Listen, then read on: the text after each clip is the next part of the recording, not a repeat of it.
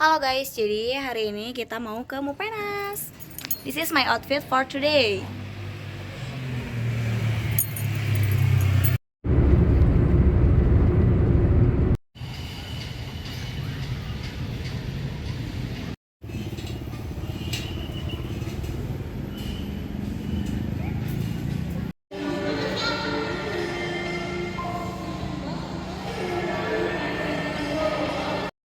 Siapa bilang belajar sejarah itu membosankan? Di sini kita akan diajak berpetualang ke masa lalu dengan cara yang seru dan menyenangkan.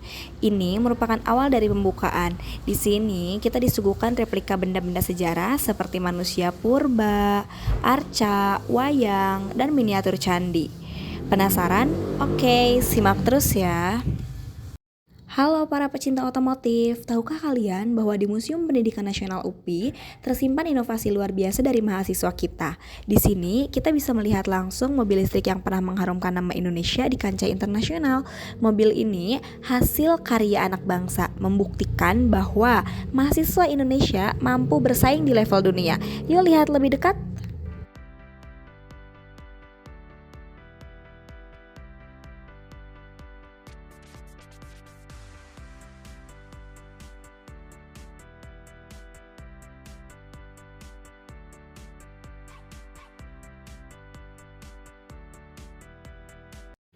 Selamat datang di lorong pendidikan masa prasejarah. Di sini kita akan menyelami awal mula perjalanan pendidikan manusia jauh sebelum sistem formal seperti yang kita kenal.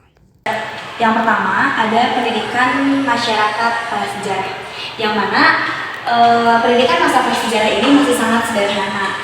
Pendidikan hanya dilakukan melalui keluarga dan orang tua memberikan materi pendidikan kepada anak sesuai dengan karakteristik masyarakat yang sangat tergantung pada alam dan lingkungannya. Model pendidikannya berbentuk aplikatif atau turun ke lapangan seperti berburu, meramu, bercocok tanam, dan mengumpulkan bahan makanan. Kemudian yang terakhir ada mencetak benda.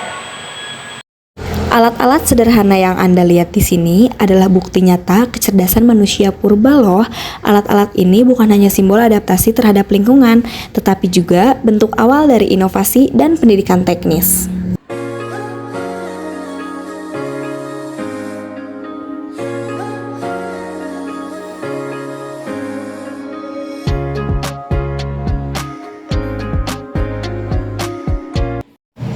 Yang kedua ada pendidikan masa berbasis agama Hindu-Buddha.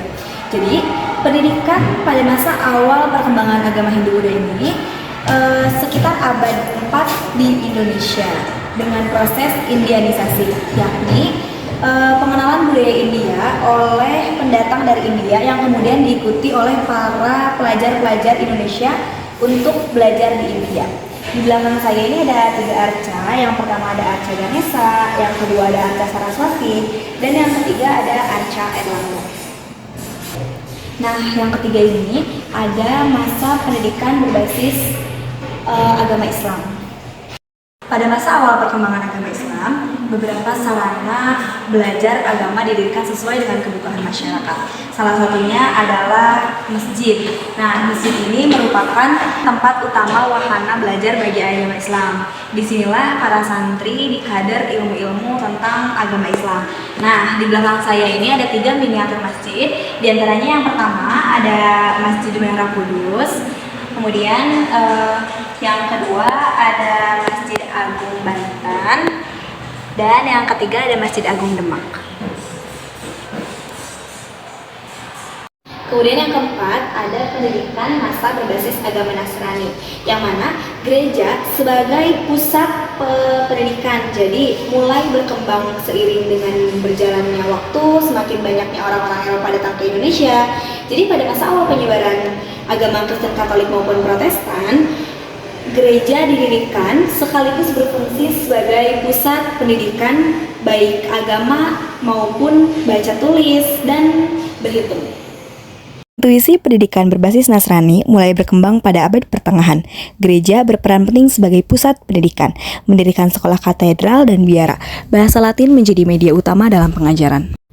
Selain pelajaran keagamaan, pendidikan berbasis sastra ini juga melahirkan cendekiawan besar di bidang filsafat, sains, dan seni. Para pendidik seperti Santo Agustinus dan Santo Thomas Aquinas merumuskan pemikiran yang mengintegrasikan iman dengan akal budi. Negara kita, negara Indonesia, bukan hanya kaya sumber daya alamnya saja, tetapi memiliki kekayaan akan seni budaya Nusantara. Jadi, benda seni dan kesenian daerah adalah salah satu bentuk atau wujud kearifan lokal yang diwariskan dari generasi tua kepada generasi muda.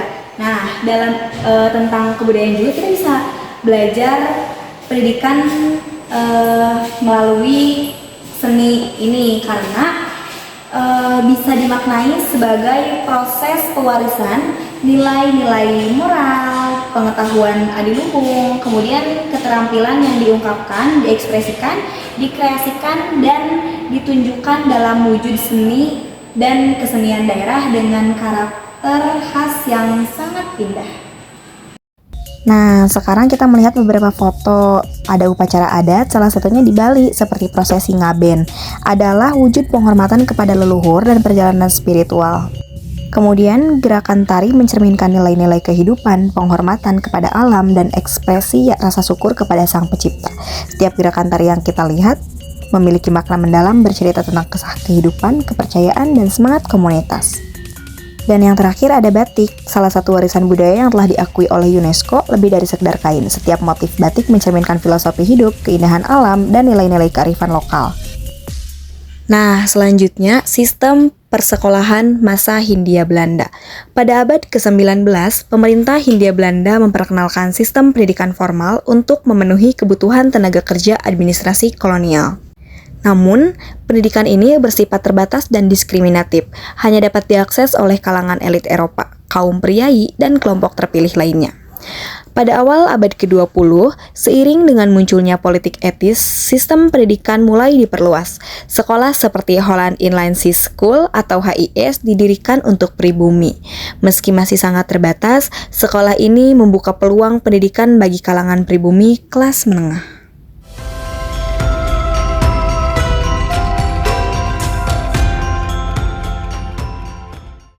Halo teman-teman, sekarang kita ada di ruangan pergerakan nasionalis yang mana di belakang saya ini terdapat beberapa alat tulis dari zaman ke zaman yang akan saya jelaskan, yang saya akan lebih tekankan. Salah satunya adalah sabak.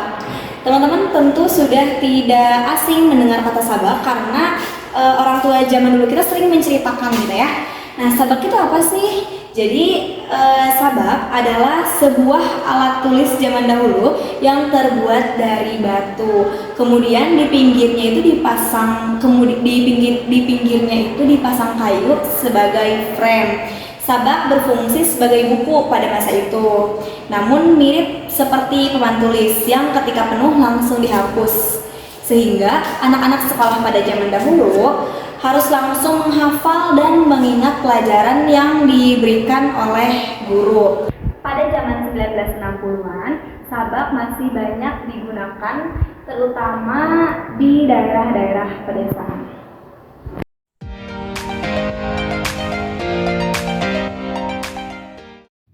Di masa itu, alat tulis sederhana seperti pena bulu, tinta, dan papan tulis kecil menjadi bagian penting dalam kegiatan belajar mengajar.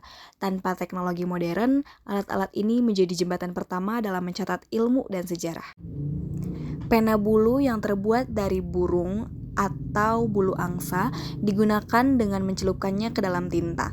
Alat ini membutuhkan ketelitian dan kesabaran, mencerminkan semangat belajar yang tinggi di masa itu. Nah, tinta tradisional sering dibuat dari bahan alami seperti arang atau getah tanaman. Sementara buku catatan di masa itu memiliki halaman yang terbuat dari kertas tebal. Bahkan ada yang berbahan lontar loh. Alat tulis ini bukan hanya benda biasa, tetapi juga simbol perjuangan di dunia pendidikan. Dengan keterbatasan yang ada, mereka tetap menjadi saksi bisu dari semangat belajar generasi terdahulu.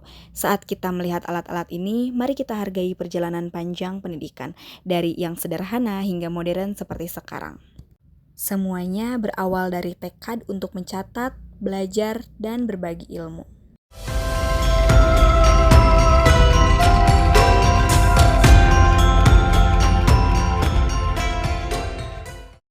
Saat ini disuguhkan beberapa replika seragam sekolah.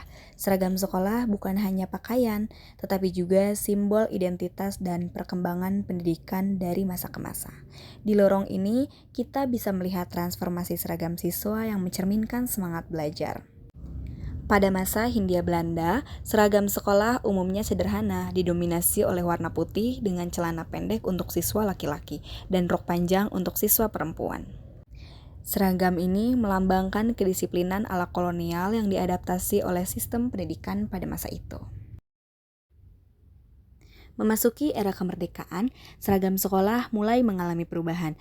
Inspirasi nasionalisme membawa warna dan desain yang lebih beragam, seperti tambahan atribut bendera merah putih. Selain desain yang terus berkembang, seragam juga menyesuaikan dengan kebutuhan zaman, seperti pengenalan hijab bagi siswi muslim dan penggunaan bahan kain yang lebih ramah lingkungan di era modern. Seragam saat ini tidak hanya mencerminkan identitas sekolah, tetapi juga menjadi simbol kesetaraan di dunia pendidikan. Terlepas dari perbedaan latar belakang sosial, seragam juga mengingatkan kita bahwa setiap anak memiliki hak yang sama untuk belajar dan berkembang. Replika-replika ini mengingatkan kita bahwa setiap seragam membawa cerita, tidak hanya tentang institusi pendidikan, tetapi juga tentang perubahan sosial, budaya, dan semangat belajar lintas generasi. Selanjutnya, suasana belajar di era 1950-an. Di era ini penuh kesederhanaan. Bangku dan meja kayu yang seadanya menjadi tempat siswa menimba ilmu. Papan tulis dan kapur menjadi alat utama dalam menyampaikan pelajaran. Para siswa belajar membaca, menulis, dan berhitung, yang sering disebut sebagai 3 dasar pendidikan. Namun, pendidikan di sini tidak hanya terbatas pada akademik. Semangat nasionalisme dan nilai-nilai kebangsaan juga menjadi bagian penting dalam pembelajaran. Suasana belajar di era 1950-an mengajarkan kita tentang arti perjuangan dan semangat pantang menyerah. Dari kesederhanaan inilah fondasi pendidikan modern Indonesia dibangun.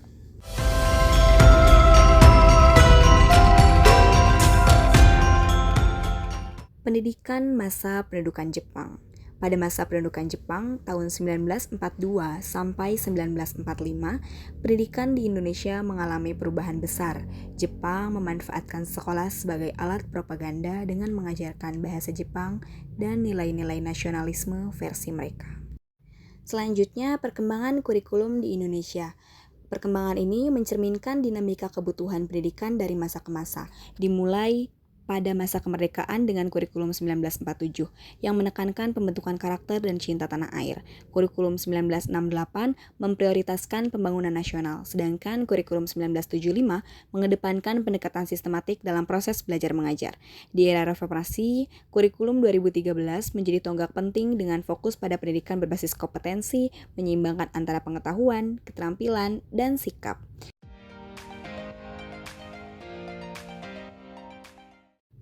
Selanjutnya ada kegiatan di perguruan tinggi.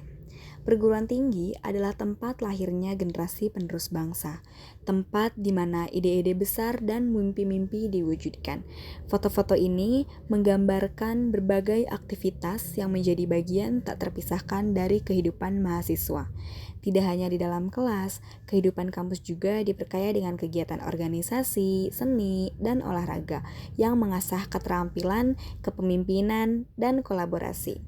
Foto-foto ini adalah bukti perjalanan penuh makna dari awal perkuliahan hingga pencapaian besar di akhir perjalanan. Perguruan tinggi bukan sekedar tempat belajar, tetapi juga tempat membentuk karakter dan masa depan bangsa. Oke guys, tadi kita sudah mengelilingi Museum Pendidikan Nasional yang ada di Universitas Pendidikan Indonesia secara bersama-sama. Di sini ada 5 lantai, tapi kita hanya mengunjungi 3 lantai karena 2 lantai terakhir sedang masa renovasi gitu ya. Kita sudah menyaksikan pendidikan dari masa ke masa, dari masa prasejarah hingga masa kemerdekaan. Mungkin itu yang bisa aku sampaikan dalam video ini. Kurang lebihnya mohon dimaafkan. Wabillahi taufiq wal hidayah. Wassalamualaikum warahmatullahi wabarakatuh. Bye.